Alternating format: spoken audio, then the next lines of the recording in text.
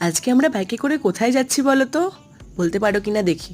চলো, এবার তো দেখে বুঝেই গেছো আমরা কোথায় যাচ্ছি। অফকোর্স প্রিন্সেপ ঘাটে। তা আমরা প্রথমে গিয়ে নিয়ে নিলাম ওখানকার ফেমাস পাপড়ি চাট। দেখো, ফেমাস বলতে ফেমাস, বাট খেতে অ্যাভারেজ। এটা আমার one of the favourite street food, তো মোটামুটি ঠিকঠাকই লেগেছে।